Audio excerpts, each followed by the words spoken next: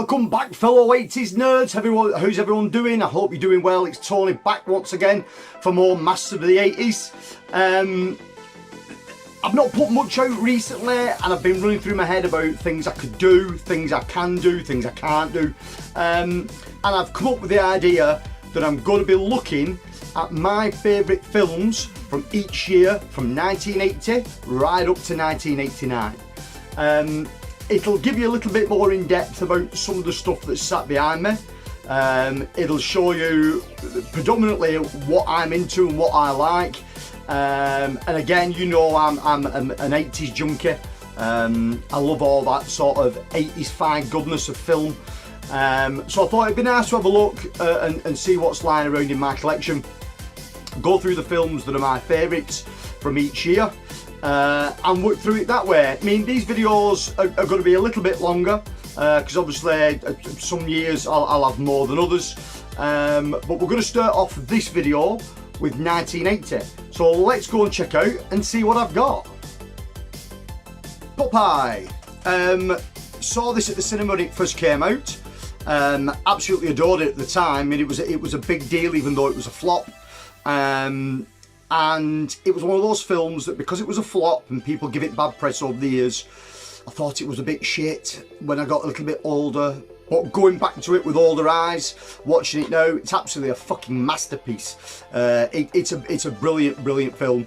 The late Robin Williams and Shelley Duvall, excellent role in it. I couldn't think of two better people to play Popeye and Olive Oil. If you've never checked that one out, go and check out Popeye. Watcher in the Woods, a strange little film for Disney. Doesn't feel very Disney when you're watching it. It's got the sort of like little bit of a horror element to it, little bit of a sort of like haunting element. It's a kids film at the end of the day. There's nothing too graphic in it, or nothing too over the top. It's just a pretty much straight up British horror film. It's good, I like it, it's in my Disney collection. Shogun Assassin. Was absolutely obsessed with this when I was younger. Really good film. Guy gets his wife killed, takes his young son on a vicious vengeance rampage to kill the shogun that killed his wife. Brilliant film. Was banned in the UK for God knows how long. If you've never seen Shogun Assassins, say that without putting your teeth in, go and check it out. It is really good. Blues Brothers, the only sort of musical like this that I can fucking personally stand. John Belushi and Dan Aykroyd are absolutely fucking magical in this. It's a great film. Another one, if you've never seen, go and check it out. Friday the 13th, anyone that knows me knows this is my favourite horror franchise of all time. Yeah, the first one's a little bit slow, a little bit boring in comparison to the other ones, and it isn't my favourite out of the entire set, out of the entire franchise, but still a great film. The Shining. Recently got to see this at Lean Film Factory on the big screen for the first time in 4K, and it looked fucking amazing. Yeah, not normally my kind of go-to film. This is like it's very slow, heavy going. Not normally my kind of thing, but I absolutely adore The Shining. Empire Strikes Back. Never got to see any of the original trilogy at cinemas back in the day. I don't know why. It's just one of those things, I never got to see them. But Empire Strikes Back is my favourite of the original trilogy. The Fog. One of my favourite of John Carpenter's. Everything about this film speaks to me. It's eerie and spooky without being a bit too over the top. It's a good ghost story. I really like it. Smoking the Bandit Ride Again, the second film of the three films that were put out under the Smoking the Bandit title. This is my favourite. I'm not saying it's the best at all, but this was my favourite, and I think it's because it's the one I saw the most of when I was younger. One I like, two isn't as good as one, but there's something in this film that makes me go back to it time and time again, and it was the same when I was younger. Third one I don't care for at all. The second one with the ending with all the police cars and the big rigs and that coming in, it's just phenomenal. Terror Train with Jamie Lee Curtis. Yeah, you can't really go wrong with this, you know what I mean? There are better films out there of the slasher genre. There's definitely worse. It's sort of middle of the road. It's enjoyable. I like it. You know what you're getting with it. Humanoids from the Deep, an absolute banging creature feature from the master that is Roger Corman. I love Roger Corman films, everyone knows that. This is featuring Doug McClure. I also love Doug McClure. I think Doug McClure films are brilliant. If you've never seen a lot of Doug McClure films, he's sort of like late 60s, early 70s stuff is probably where it's at. This was coming at the sort of back end of his career, but he never fails to be entertaining. Alligator. Probably saw this way too young on late night TV. Was mesmerised by it. Loved it then. Love it now. It's fantastic. This release is really good. The 4K looks great. The Blu-ray's good, but the original television version of the film is on an extra Blu-ray on here, which is the version I saw. So it's cool. It's got that in there. CAD Shack. If you're into comedy films, if you're into 80s comedy films, this one is a must to have in your collection.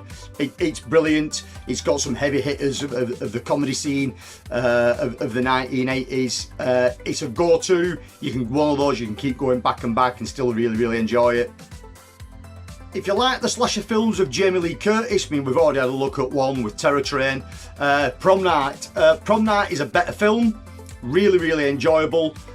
Spawned loads of sequels that were never as good as. But Prom Knight is a fun time if you like a Jamie Lee Curtis slasher film. Zombie Creeping Flesh. I'm a sucker for a zombie film. Saw this, I'd have been sort of mid-teens, I think. Enjoyed it. It's a bit slapstick. It doesn't make much sense.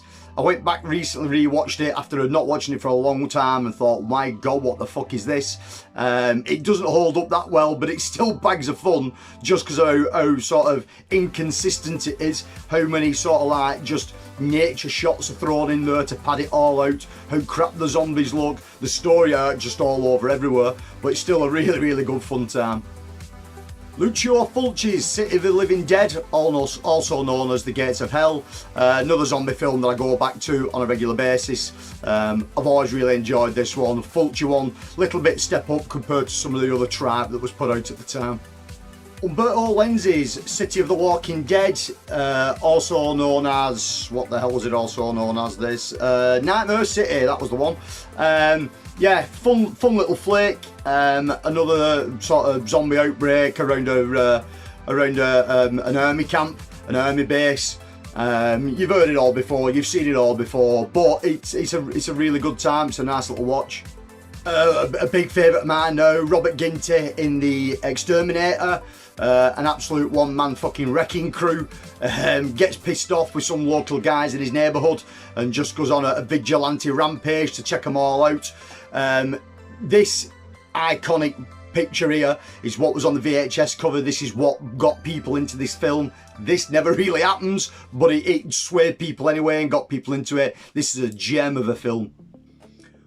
One of my all-time favourite films, a film that I go back to on a regular basis and have done since being a young child, Hawk the Motherfucking Slayer. Yeah, I mean, I absolutely adore this film. People know that. I sing it from the rooftops constantly. One of my favourite films of all time, definitely in the top 10. It is a sword and sorcery film, but made in Britain. It feels very British. It feels like some people just went out into my local woods with a camera and shot some shit.